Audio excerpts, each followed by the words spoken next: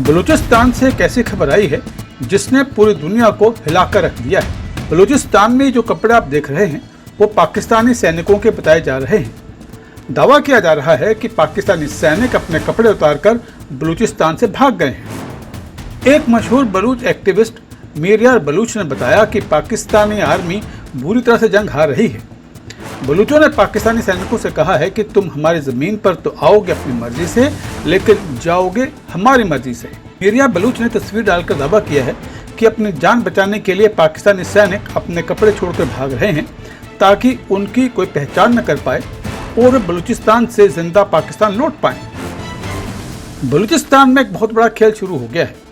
भारत और रूस को जल्द ही मिलकर बलूचिस्तान के बारे में कुछ सोचना होगा, नहीं तो बहुत बड़ी मुसीबत आ जाएगी।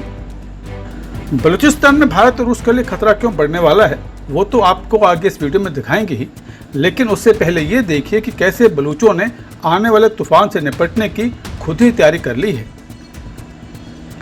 पाकिस्तान की सरकार और सेना ने बलूचिस्तान की जमीन पहले तो चीन के हवाले कर दी थी, लेकिन अब अमेरिका को भी लूटपाट मचाने के लिए बलूचिस्तान में बुला लिया गया है।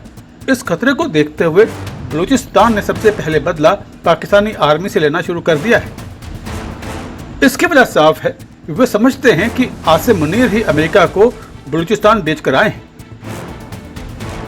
बलूचों ने ऐसा रौद्र रूप ले लिया है कि पाकिस्तानी सैनिक अपने कपड़े और पैंट उतार कर मैदान छोड़कर भाग रहे हैं। मीरयार बलूच ने दावा किया कि पाकिस्तानी सेना का बलूचिस्तान में अपनी वर्दी और पैंट छोड़कर भागना ही उनकी हार का स्पष्ट प्रमाण है। मीरयार बलूच ने यहाँ तक कह दिया है कि डरी हुई पाकिस्तान सेना की गीली और बदबूदार पतलून बलूचिस्तान की सड़कों पर पड़ी है। बलूचिस्तान मांग करता है कि पाकिस्तानी सेना हमारे स्वच्छ और शुद्ध देश को गंदा न करे। बताइए, इससे बुरा हाल पाकिस्तानी सेना का और क्या हो सकता है। बहरहाल अब आपको बताते हैं कि बलूचिस्तान में भारत और रूस के लिए खतरा क्यों बढ़ने वाला है।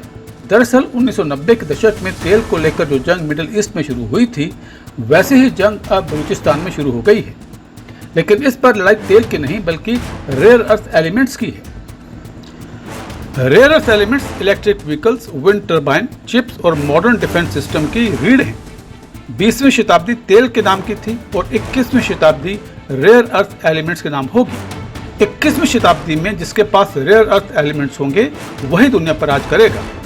और दिलचस्प बात यह है कि बलूचिस्तान इस वक्त रेयर अर्थ एलिमेंट्स के खजाने पर बैठा है। अभी तक रेयर अर्थ एलिमेंट्स की 60% माइनिंग और 90% रिफाइनिंग पर चीन का कब्जा है।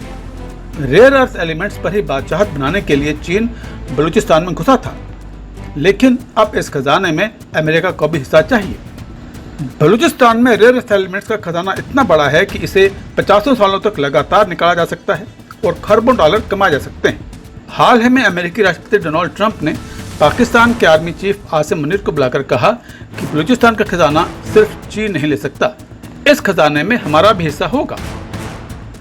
आसिम मुनीर ने डोनाल्ड ट्रंप को बताया कि अमेरिका किस तरह बड़ी आसानी से बलूचिस्तान में एंट्री ले सकता है। आसिम मुनीर के कहने पर अमेरिका ने बलूचिस्तान लिबरेशन आर्मी को एक आतंकी संगठन घोषित करवा दिया। अब आम बलूचियों को बलूचिस्तान लिबरेशन आर्मी से बचाने के नाम पर अमेरिका बलूचिस्तान में कदम रखेगा और बड़ी बड़ी अमेरिकी कंपनियां बलूचिस्तान को खुला लूटेंगी। इसमें कोई बड़ी बात नहीं कि चीन और अमेरिका बलूचिस्तान को खुला लूटने के लिए आपस में हाथ ही मिला लें, और अगर ऐसा होता है तो ये भारत और रूस के लिए बड़े खतरे की बात होगी। अगर बलूचिस्तान में चीन और अमेरिका ने हाथ मिला लिया तो आसपास के क्षेत्रों में अस्थिरता फैल जाएगी।